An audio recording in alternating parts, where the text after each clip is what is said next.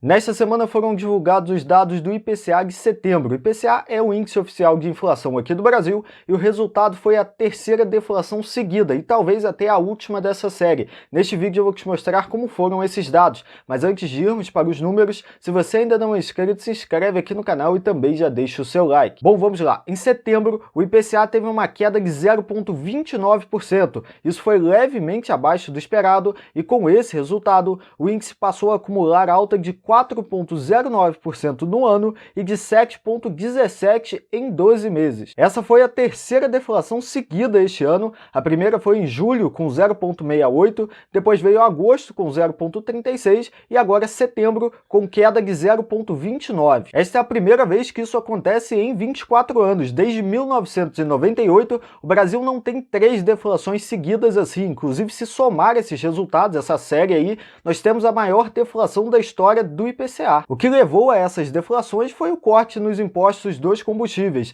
Nos últimos 3 meses, a gasolina, por exemplo, caiu mais de 30%. Se tirássemos a gasolina desse cálculo aí do IPCA de setembro, só a título de curiosidade, teríamos uma inflação de 0,15%. Mas nós não podemos atribuir a melhora desses resultados só a essa queda aí no preço dos combustíveis. Olhando de forma geral, outros pontos também tiveram uma melhora. Se pegarmos o índice de difusão do IPCA, ele passou de 65% em agosto para 62% em setembro. Na prática, isso significa que dos 379 itens que o IBGE pesquisou, 234 tiveram uma alta na média dos preços. Ainda é muita coisa, mas comparado com o mês anterior, foi uma queda de 12 itens. E, inclusive, este é o melhor resultado desde agosto de 2020. Eu já expliquei isso aqui em vídeo, mas vale relembrar isso se tiver alguém chegando, que IPCA é uma média de preços, é uma cesta de produtos, e quando você tira a média de preços disso, nesse caso aí de setembro, foi uma queda de 0,29. Dos 9 grupos pesquisados, 4 mostraram deflação. A mais forte foi na parte de comunicação, mas transporte foi quem teve o maior peso aí no resultado final. O grupo de alimentação teve a primeira retração do ano, foi uma queda de 0,51%,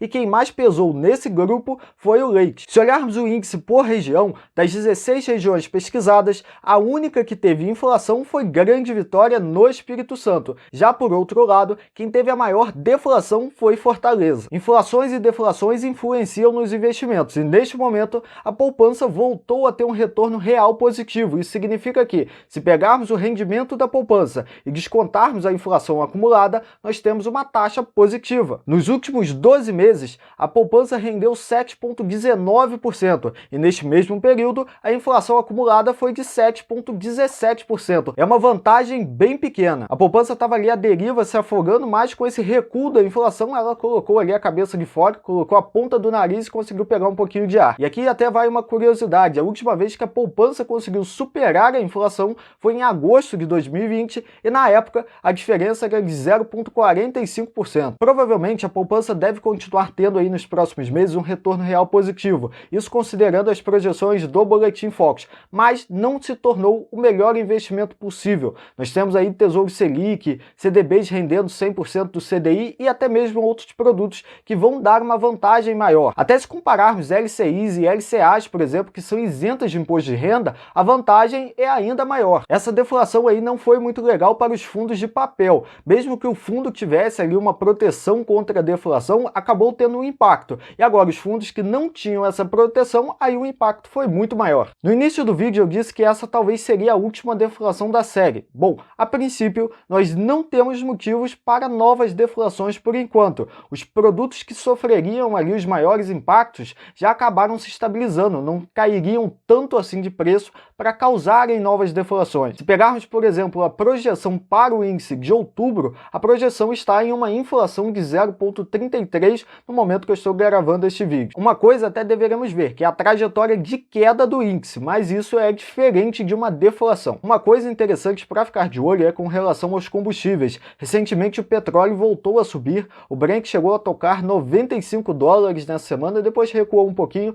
encerrando aí a semana em $91. O dólar também subiu um pouquinho, encerrando a semana em R$ 5,32. E isso gera uma defasagem na paridade internacional de preços que a Petrobras segue. O último relatório da Abicom mostrou uma defasagem de 12% na gasolina e 16% no diesel. A Petrobras está aí até tentando segurar. Temos que considerar também que estamos aí no meio de um período eleitoral. Daqui 15 dias nós temos o segundo turno das eleições presidenciais aqui no Brasil e, sinceramente, eu não sei se este é o melhor momento para a Petrobras fazer qualquer reajuste.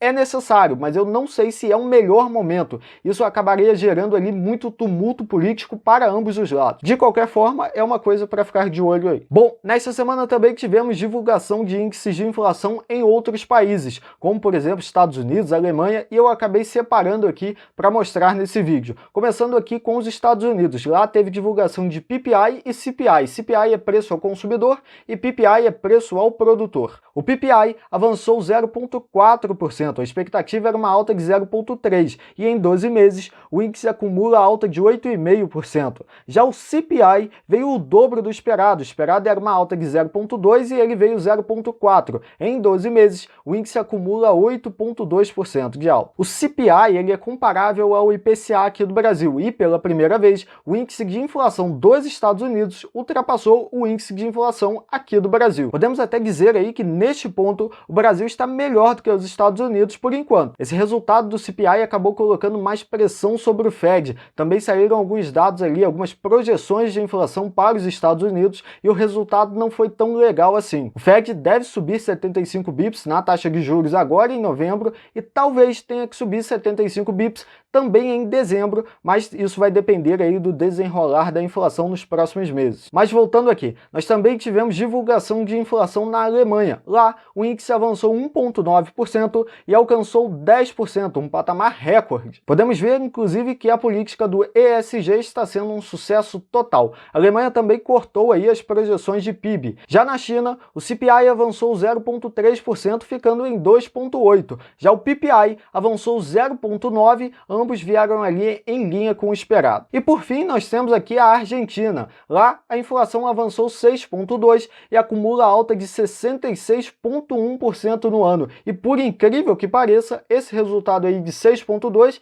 veio abaixo do esperado. O esperado era uma alta de 6,7%. A inflação acumulada na Argentina em 12 meses está em 83% e isso coloca o país na segunda posição entre as maiores inflações do G20. Só perde aí para a inflação da Turquia, que está em 83,5%. Nessa tabela aí, o Brasil está na 14ª posição, melhor que Estados Unidos, Espanha, zona do euro, Reino Unido, entre outros países aí. De qualquer forma, a inflação vai continuar sendo uma pedra no sapato de vários países este ano e talvez até no ano que vem. O cenário global não é tão favorável assim e precisamos ficar atentos. Até tem outra coisa que precisamos ficar atentos, é com relação ao combate à inflação em outros países. Dependendo do que eles fizerem por lá, isso pode acabar impactando aqui no Brasil, seja prolongando um corte de juros ou até mesmo forçando o Banco Central a fazer novos ajustes residuais ali. Vale lembrar que Estados Unidos é um imã de dinheiro, então se sobe taxa de juros lá, inclusive já está sendo projetado